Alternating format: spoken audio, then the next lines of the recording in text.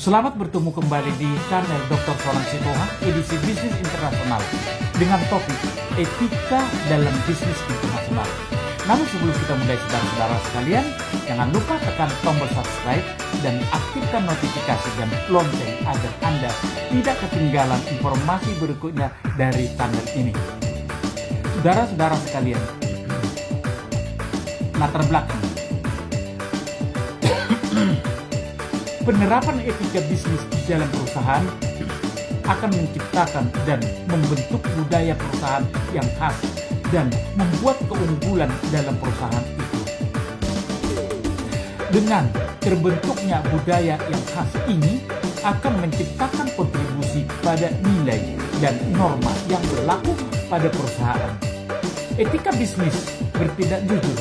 Kejujuran merupakan salah satu etika yang harus dilakukan oleh semua pelaku bisnis. Bersikap baik. Sikap yang baik akan membuat pelanggan atau partner bisnis menjadi senang berbisnis dengan kita, menghormati informasi pelanggan. Dalam era globalisasi saat ini, perkembangan teknologi telah membawa perusahaan yang cukup signifikan baik di bidang kehidupan maupun di dunia bisnis. Dalam mengelola bisnis saat ini, sistem dan teknologi informasi dikelola sedemikian rupa dan memunculkan model bisnis baru dalam layanan digital. Dewasa ini, berbagai bisnis berbasis digital telah berkembang seperti yang terjadi di Indonesia, yaitu e-commerce, jasa transportasi, hingga jasa perencanaan keuangan. Searah dengan persaingan yang ketat antar pebisnis, banyak pebisnis yang melakukan segala cara demi memperoleh keuntungan tanpa memperhatikan etika yang seharusnya dilakukan dalam menjalankan bisnisnya. Etika bisnis merupakan suatu pengetahuan tentang tata cara ideal, pengaturan, dan pengelolaan bisnis yang memperhatikan norma serta moralitas yang berlaku secara universal. Etika bisnis yang baik merupakan kunci keberlangsungan perusahaan dalam jangka panjang. Bisnis yang dibangun dengan tidak etis pastinya tidak akan bertahan. Perilaku tidak etis dalam berbisnis tidak hanya merugikan masyarakat, akan tetapi sebenarnya juga merugikan perusahaan itu sendiri. Etika dalam bisnis internasional. Etika dalam bisnis internasional mengacu pada prinsip moral dan standar perilaku yang memandu tindakan individu yang terorganisasi yang terlibat dalam perdagangan global.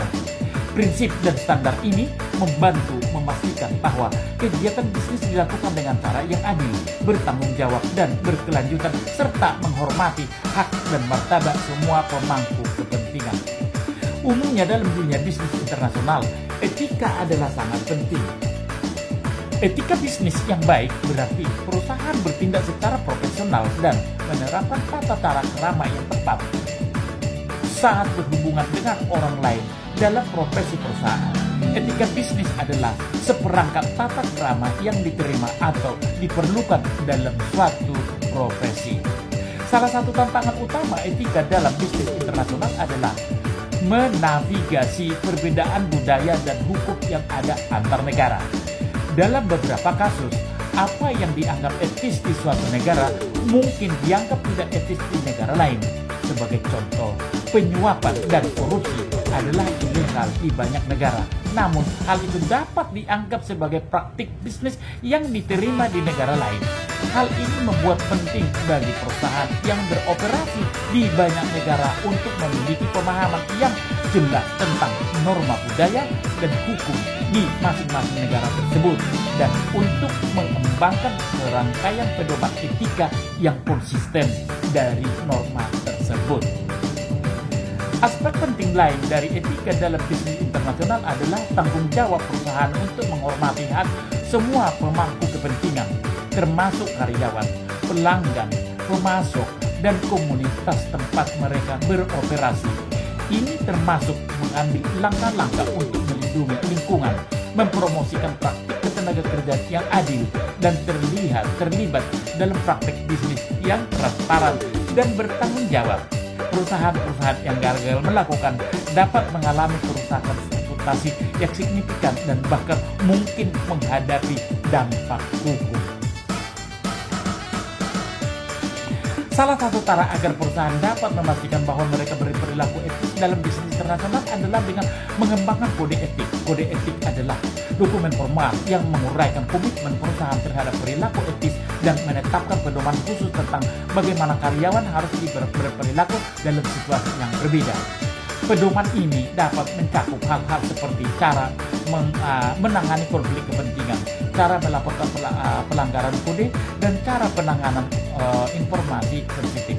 Perusahaan juga harus memiliki sistem untuk memantau kepatuhan terhadap kode etik dan untuk mengambil tindakan ketika melanggar pelanggaran teridentifikasi. Selain itu, saudara-saudara kalian, banyak perusahaan yang terlibat dalam bisnis internasional adalah anggota dari organisasi pengaturan mandiri (Self-Regulatory Organization) khusus untuk industri yang memiliki kode etik yang harus dipatuhi. Beberapa contoh adalah Global Compact, Pusat Sumber Daya Bisnis dan Hak Asasi Manusia, dan Global Compact PBB. Organisasi-organisasi yang mempromosikan praktik bisnis yang bertanggung jawab dan memberikan panduan dan sumber daya bagi perusahaan untuk memantau mereka memenuhi kewajiban etis mereka dalam bisnis internasional. Isu-isu etika dalam bisnis internasional. Banyak isu-isu etis dalam bisnis internasional berakar pada kenyataan bahwa sistem politik, hukum, pembangunan ekonomi, dan kebudayaan bervariasi dari satu negara dengan negara lain. Apa yang dianggap praktek normal dalam suatu negara dapat dianggap tidak etis di negara lain karena mereka bekerja untuk sebuah lembaga yang melampaui batas-batas nasional yang berbudaya. Manajer di sebuah perusahaan multinasional harus sangat sensitif terhadap perbedaan-perbedaan ini. Dalam pengaturan bisnis internasional, isu-isu etis yang paling umum melibatkan praktek kerja, hak asasi manusia, peraturan lingkungan, korupsi, dan kewajiban moral perusahaan multinasional. Menegakkan praktik bisnis yang etis di luar negeri. Menurut ahli manajemen Charles W. L. Hill dan Kerry F. Jones, etika bisnis adalah sebuah ajaran untuk membedakan yang benar dan yang salah, yang digunakan perusahaan untuk mengambil keputusan bisnis dan strategi yang melibatkan masalah moral. Selain menyajikan kode etik bagi karyawan, kebijakan etika bisnis internasional harus mempertimbangkan praktik-praktik seperti tata kelola perusahaan, penyuapan, diskriminasi, tanggung jawab sosial, dan kewajiban individu. Definisi etika bisnis internasional dimulai dengan kode moral tentang benar dan salah, tetapi etika bisnis modern telah diperluas untuk mencakup penyebab sosial dan lingkungan yang mendukung dan menjadi anggota masyarakat yang bertanggung jawab di mana perusahaan beroperasi.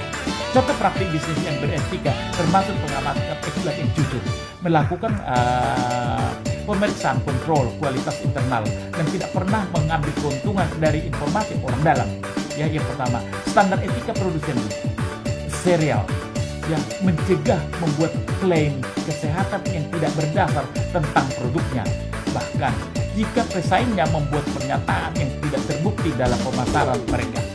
Yang kedua, produsen elektronik harus menghentikan produknya setelah cacat ditemukan selama pemeriksaan kontrol kualitas beberapa bar, meskipun penundaan tersebut akan menyebabkan melewati tanggal pengiriman.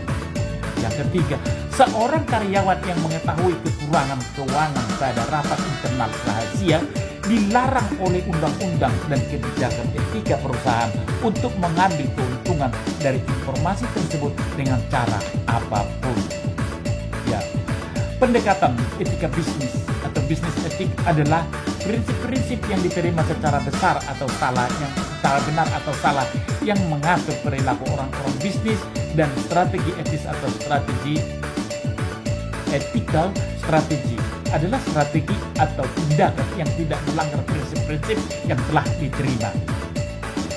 Ketika memperluas kebijakan etika mereka, operasional luar negeri mereka, organisasi internasional dapat mengadopsi satu set pedoman etika yang berlaku untuk urusan bisnis di dalam dan luar negeri, atau membuat perangkap pedoman etika terpisah untuk individu domestik dan internasional.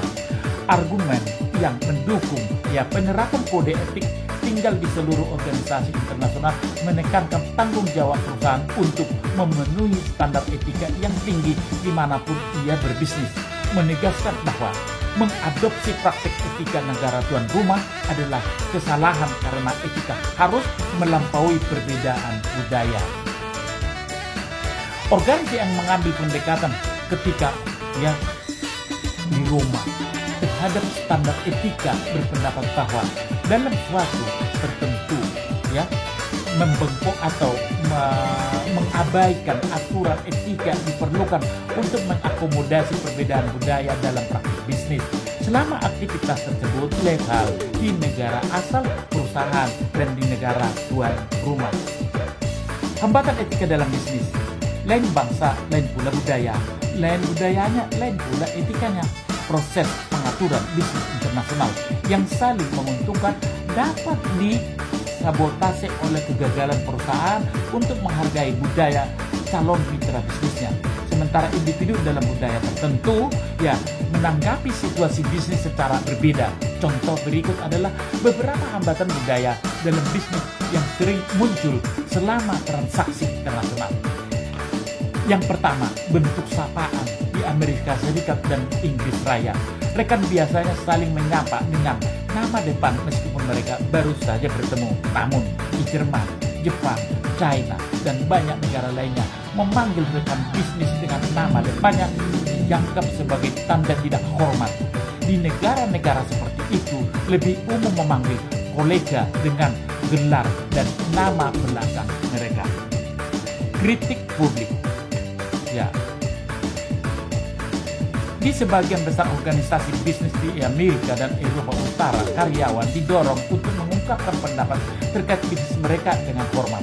Bahkan jika bertentangan dengan manajer mereka, melakukan hal itu di banyak negara Asia dan belahan dunia lain akan dipandang sebagai tantangan terhadap otoritas manajer senior. Kemudian komunikasi tidak langsung. Menyuarakan sudut pandang yang berlawanan adalah hal yang umum di Amerika Serikat. Tetapi budaya lain lebih menyukai pendekatan tidak langsung yang menyarankan tanggapan melalui gerak tubuh atau kiasan. Tindakan sederhana seperti melonggarkan dasi, menyingkirkan lengan baju, atau salah duduk dalam rapat dapat dianggap ofensif di beberapa lingkungan bisnis. Bentuk perjanjian. Bagi sebagian besar perilaku bisnis di Amerika Serikat, tujuan negosiasi dengan perusahaan lain adalah perjanjian resmi yang ditentangkan. Budaya lain mengukur kemajuan dalam bernegosiasi secara bertahap dengan membangun kepercayaan dan saling pengertian melalui serangkaian pertemuan dan interaksi lainnya sebelum menandatangani kontrak akhir. Saudara-saudara sekalian, manfaat etika bisnis saya kira secara tidak langsung sudah sampaikan mulai dari atas sampai berikut ini, namun perlu saya sampaikan secara prinsip. Dalam operasional perusahaan, jika etika diterapkan secara internal di seluruh lapisan perusahaan, karyawan dan pimpinan akan memiliki relasi yang baik. Lalu, suasana bekerja akan semakin kondusif dan sportif. Ini menjauhkan perusahaan dari praktek curang di dalam lingkungannya sendiri. Tujuan akhir dari etika bisnis tertentu melibatkan keberlangsungan perusahaan. Dalam jangka pendek, perusahaan dengan etika yang baik akan mendapatkan nilai dan pandangan positif sehingga tidak dianggap terpercaya. Selain itu, berbisnis dengan menggunakan etika akan menciptakan hubungan yang baik antara perusahaan dan karyawan, perusahaan dan konsumen, serta perusahaan dengan perusahaan lain. Hal ini memberikan kredibilitas yang baik bagi perusahaan yang bersangkutan. Praktik kerja, saudara-saudara sekalian, dalam praktik kerja juga sering terjadi kejadian-kejadian di mana mungkin juga akan melanggar beberapa atau sebagian dari etika yang ditetapkan dalam suatu perusahaan tersebut. Ketika kondisi kerja di negara asing jelas lebih rendah daripada di negara asal, perusahaan multinasional, standar apa yang harus diterapkan di negara asal, yang diterapkan di negara tujuan, atau sesuatu di antaranya? Ya, sementara beberapa akan menyarankan bahwa gaji dan kondisi kerja harus sama di seluruh negara. Seberapa banyak perbedaan yang dapat diterima? Sebagai contoh, sementara jam kerja selama sehari 12 jam, upah sangat rendah, dan kegagalan untuk melindungi terhadap risiko pekerja bahan kimia beracun mungkin biasa terjadi di beberapa negara berkembang. Apakah ini berarti adalah sah untuk perusahaan multinasional untuk mentoleransi kondisi kerja seperti itu pada anak perusahaannya di luar negeri, atau untuk memaafkannya dengan menggunakan subkontraktor lokal? Ini menjadi pertanyaan bagi kita. Menyangkut masalah hak asasi manusia. Pertanyaan mengenai hak asasi manusia dapat timbul dalam bisnis internasional. Ya, hak asasi manusia masih belum dihormati di banyak negara. Ya, belum ya. Hak tersebut kita dapatkan secara cuma-cuma dari negara maju seperti kebebasan berserikat, kebebasan berbicara, kebebasan berkumpul, kebebasan bergerak, kebebasan dari berbeda politik, dan sebagainya. Tidak berarti diterima secara universal. Oke. Salah satu contoh yang paling jelas adalah sejarah Afrika Selatan selama berhari-hari pemerintahan diperintah oleh orang kulit putih dan politik apartheid yang tidak berakhir sampai 1994. Sistem apartheid ditolak oleh dasar politik mayoritas penduduk kulit putih Afrika Selatan. Mandat pemerintahan antara kulit putih dan bukan kulit putih. Pekerjaan tertentu disediakan khusus untuk kulit putih. Nah, boleh Anda ada analisis. Kulit hitam dilarang ditempatkan di posisi di mana mereka akan mengelola bagian khusus untuk orang kulit putih. Meskipun sifat menjijikan dari sistem ini terjadi, bisnis barat tak beroperasi di Afrika Selatan. Menjelang tahun 80-an bagaimanapun, banyak dipertanyakan mengenai etika melakukan bisnis tersebut.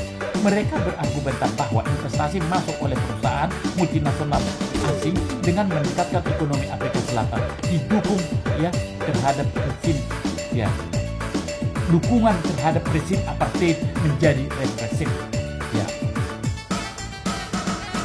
Saudara-saudara sekalian, perusahaan barat mengubah kebijakan. Beberapa perusahaan barat mulai mengubah kebijakan mereka pada tahun 1970-an dan awal tahun 80-an.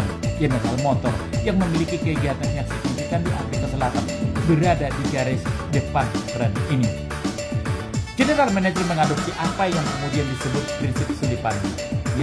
Prinsip Sullivan dinamai oleh Leon Sullivan, seorang pendeta baptis berkulit hitam dan anggota Dewan Direksi General Manager.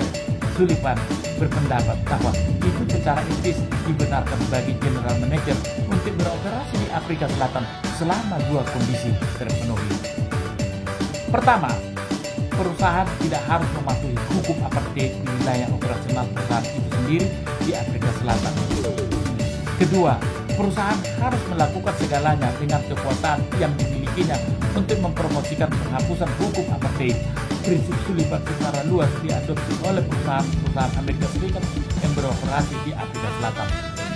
Pemerintah Afrika Selatan yang jelas tidak ingin memusuhi investasi asing yang penting mengabaikan pelanggaran mereka terhadap hukum apartheid.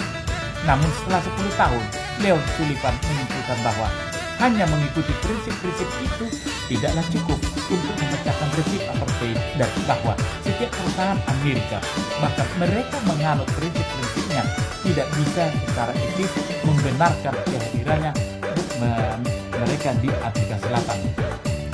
Selama beberapa tahun ke depan, banyak perusahaan melakukan investasi operasi di Afrika Selatan, termasuk Exxon, General Motors, Kodak, IBM, dan Xerox. Pada saat yang sama, banyak dana pensiun negara mengisyaratkan mereka akan tidak lagi menanam saham di perusahaan yang melakukan bisnis di Afrika Selatan, yang membantu membujuk beberapa perusahaan untuk melakukan divestasi operasi di Afrika Selatan.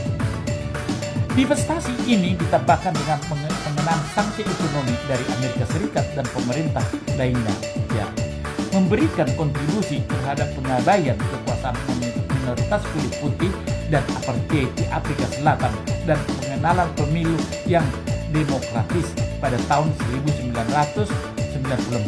Dengan demikian, beberapa ahli berpendapat bahwa pengadopsi sikap etis membantu meningkatkan hak asasi manusia di Afrika Selatan. Meskipun perubahan telah datang di Afrika Selatan, banyak rezim represif masih ada di dunia. Apalagi, apakah etis bagi perusahaan multinasional untuk melakukan bisnis di dalamnya? Hal ini sering dikatakan bahwa investasi yang masuk melalui perusahaan multinasional dapat menjadi kekuatan bagi kemajuan ekonomi, politik, dan sosial yang akhirnya meningkatkan hak-hak rakyat dalam rejim apartheid. Pencemaran lingkungan. Isu-isu etis muncul ketika peraturan lingkungan di negara-negara tujuan lebih rendah dibandingkan di negara asal.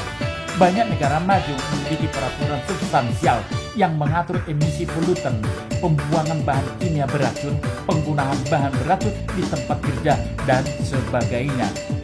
Peraturan mereka sering dianggap kurang di negara-negara berkembang, dan sesuai dengan kritikus, hasilnya tingkat pencemaran di perusahaan operasi multinasional bisa lebih tinggi dari yang diizinkan di negara asal. Sebagai contoh, perhatikanlah kasus perusahaan minyak asing di Nigeria. Menurut laporan pada 92 yang dipersiapkan oleh para aktivis lingkungan di wilayah Delta Niger, Nigeria. Terlepas dari polusi udara dari emisi industri minyak dan batu bara sepanjang siang dan malam, memproduksi gas beracun secara diam-diam dan sistematis, memusnahkan biota udara yang rentan terhadap serta membahayakan kehidupan tumbuhan, permainan, dan manusia itu sendiri. Siapa yang menimbulkan polusi air yang meluas dan polusi tanah daratan yang menyebabkan pada kematian banyaknya telur perairan dan tahap pemberanakan terhadap kehidupan ikan kaleng serta kerang di satu sisi. Sementara di sisi lain, lahan pertanian terkontaminasi dengan tumpahan minyak sehingga menjadi berbahaya untuk pertanian, bahkan di mana mereka terus menghasilkan hasil yang signifikan. Haruskah sebuah perusahaan multinasional merasa bebas untuk mencemari lingkungan di negara berkembang? Nah, apakah ada bahaya atas manajemen bertindak amoral, mungkin memindahkan produksi ke negara berkembang justru karena kontrol polusi yang mahal tidak diperlukan, dan perusahaan oleh karena itu bebas untuk merampas lingkungan dan mungkin membahayakan masyarakat setempat dalam berkarya untuk menurunkan biaya produksi dan mendapatkan keuntungan kompetitif. Apa hal yang benar dan moral yang harus dilakukan dalam keadaan tersebut? Mencemari untuk memperoleh keuntungan ekonomi, atau pastikan bahwa anak perusahaan asing mematuhi standar umum mengenai kontrol polusi. Nah, tidak adanya yang memiliki atmosfer, tetapi polusi merupakan masalah keduanya. Tidak masalah dari mana polusi berasal, semuanya merugikan. Korupsi telah menjadi masalah di hampir setiap masyarakat dalam sejarah dan terus menjadi salah satu masalah besar hari ini. Telah ada dan akan selalu ada pejabat pemerintah yang menjadi koruptor. Bisnis internasional dapat dan telah mendapatkan keuntungan ekonomi dengan melakukan pembayaran kepada para pejabat. Sebuah contoh klasik menyangkut insiden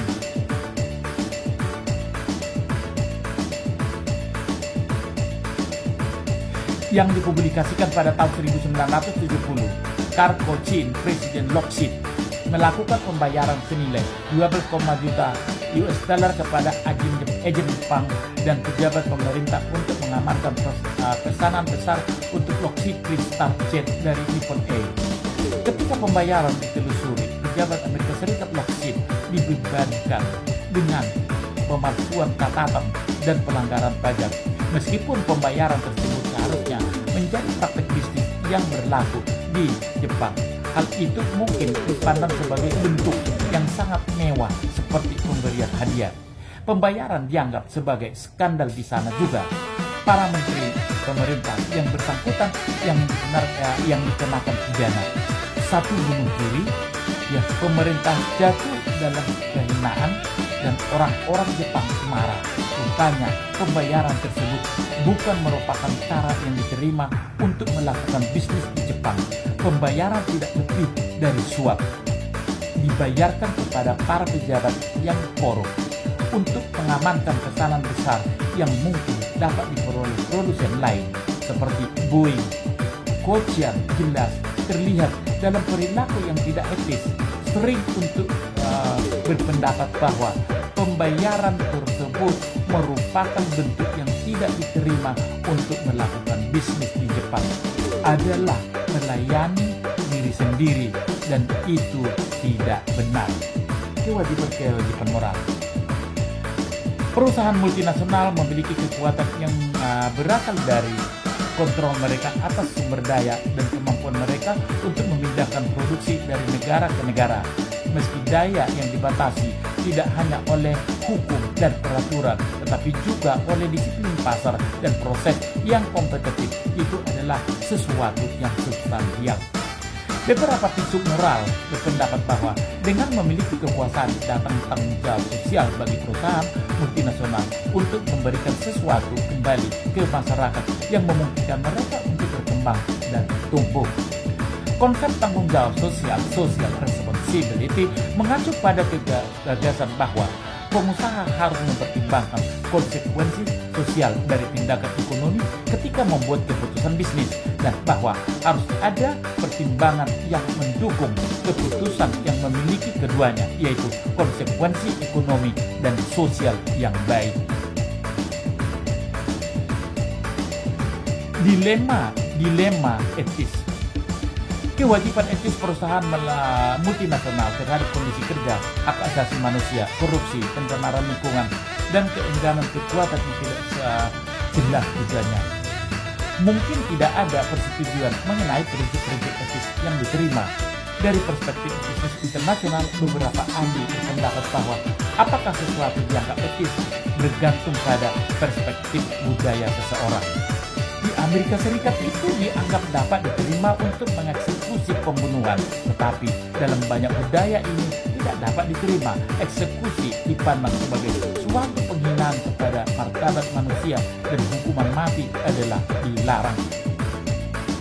Banyak orang Amerika menemukan sikap ini sangat aneh, tetapi banyak orang Eropa menemukan pendekatan Amerika berpikir. Untuk contoh yang lebih orientasi bisnis, mempertimbangkan praktik memberi hadiah antara pihak negosiasi bisnis. Sementara ini dianggap sebagai perilaku yang tepat dan tidak tepat di banyak budaya Asia. Beberapa negara barat melihat praktek tersebut sebagai bentuk penyuapan, ya, dan arena itu tidak etis, terutama jika hadiah bernilai besar. Manajer sering menghadapi dilema-dilema etis yang sangat nyata ketika tidak ada kejelasan mengenai tindakan yang sesuai. Sebagai contoh, ya, bayangkan bahwa seseorang eksekutif yang berkunjung menemukan bahwa perusahaan asing di sebuah negara miskin terkejut menemukan bahwa anak perusahaan menggunakan guru anak yang merupakan pelanggaran langsung terhadap kode etik perusahaan sendiri. Eksekutif memerintahkan manajer lokal untuk menggantikan anak itu dengan orang dewasa. Manajer lokal mematuhi perintah tersebut. Gadis tersebut, seorang yatim piatu pencuri nafkah untuk mencari nafkah untuk dirinya sendiri dan adiknya yang berusia 6 tahun, tidak mampu menemukan pekerjaan lain. Ia juga putus asa dan bekerja di prostitusi. 2 tahun kemudian ia meninggal karena AIDS, sementara itu adiknya menjadi pengemis. Ia bertemu eksekutif tersebut ketika mengemis di luar McDonald's, tanpa menyadari bahwa orang ini adalah yang bertanggung jawab atas nasib saudarinya. Anak itu memohon kepadanya agar diberi uang. Eksekutif Amerika tersebut mempercepat langkahnya dan berjalan cepat melewati uluran tangan tersebut dan memasuki McDonald's, di mana ia memesan seperempat pon burger keju dengan kentang goreng dan milkshake dingin. Setahun kemudian, anak laki-laki itu terkena tuberkulosis dan meninggal dunia. Apabila eksekutif yang berkunjung tersebut mengenali situasi gadis itu, apakah ia masih meminta gadis itu untuk diganti? Mungkin tidak. Itu pasti lebih baik. Oleh karena itu, akankah ia tetap mempertahankan keadaan dan membiarkan gadis itu untuk terus bekerja? Mungkin tidak, karena ia yang akan melanggar larangan umum terhadap pekerja anak yang ditemukan dalam kode etik perusahaan. Kemudian apakah hal yang benar untuk dilakukan? Apakah kewajiban yang dimiliki eksekutif dalam menghadapi dilema etis ini? Tidak ada jawaban mudah untuk pertanyaan-pertanyaan ini. Itu adalah sifat dari dilema-dilema etis atau ethical dilemma. Pada situasi tersebut, tidak ada alternatif yang tampaknya dapat diterima secara etis. Dalam kasus ini, mempekerjakan pekerja anak itu tidak dapat diterima, tetapi tidak dapat disangkal bahwa pekerjaan tersebut adalah satu-satunya sumber pendapatan anak gadis itu. Akar dari perilaku tidak etis. Seperti yang kita lihat, terdapat contoh berlimpah tentang manajer yang berperilaku dengan cara yang dapat dianggap tidak etis dalam suasana bisnis internasional. Mengapa manajer berperilaku dengan cara yang tidak etis? Tidak ada jawaban sederhana untuk pertanyaan ini. Walaupun terdapat penyebab yang kompleks, tetapi beberapa generalisasi dapat dibuat. Saudara-saudara sekalian, etika pribadi. Etika bisnis tidak terpisahkan dari etika pribadi, prinsip-prinsip benar dan salah yang diterima secara umum yang mengatur perilaku individu. Sebagai individu, kita biasanya diajarkan bahwa berbohong dan menipu itu salah, itu tidak etis, dan bahwa bertindak dengan integritas dan kehormatan serta memperjuangkan apa yang kita yakini benar itu tepat. Nah, hal tersebut umumnya benar bagi seluruh masyarakat. Kode etik pribadi yang memandu perilaku kita berasal dari beberapa sumber, terutama orang tua kita, sekolah-sekolah kita, agama kita, dan sebagainya. Proses pengembangan keputusan. Beberapa studi perilaku yang tidak etis dalam lingkup usaha telah menyimpulkan bahwa pebisnis kadang-kadang tidak menyadari mereka berperilaku tidak etis, terutama karena mereka hanya gagal untuk bertanya, apakah ini keputusan atau tindakan yang etis? Sebaliknya, mereka menerapkan kalkulus bisnis sederhana untuk apa yang mereka anggap menjadi sebuah keputusan bisnis dan merupakan bahwa keputusan juga mungkin memilih dimensi etis yang penting. Nah, kesalahan terletak pada proses yang tidak memasukkan pertimbangan etis ke dalam pembuat keputusan bisnis. Ini mungkin telah terjadi di Nike ketika manajer awalnya membuat keputusannya subkontraktor. Keputusan-keputusan tersebut yang mungkin dibuat berdasarkan logika ekonomi yang baik. Subkontraktor ini mungkin dipilih berdasarkan pada variabel bisnis seperti biaya, pengiriman, dan kualitas produk, serta manajer utama yang singkatnya gagal untuk bertanya. Nah, budaya organisasi. Saudara-saudara sekalian, iklim di beberapa bisnis tidak mendorong orang untuk memikirkan konsekuensi dari etika keputusan bisnis. Ini membuktikan kita kepada penyebab ketiga perilaku yang tidak etis dalam bisnis, budaya organisasi yang menekankan etika bisnis yang mengurangi semua keputusan untuk ekonomi murni. Budaya organisasi, organization culture, merupakan istilah yang merujuk kepada nilai-nilai dan norma-norma yang diyakini bersama oleh karyawan dalam suatu organisasi. Nilai-nilai merupakan ide-ide abstrak tentang apa yang dipercayai suatu kelompok untuk menjadi baik, tepat, dan diinginkan. Sementara norma-norma sosial yaitu saluran dan pedoman yang menentukan perilaku yang tepat dalam situasi tertentu. Nah, demikian saudara-saudara sekalian materi etika dalam bisnis internasional yang dapat saya sampaikan. Semoga bermanfaat adanya.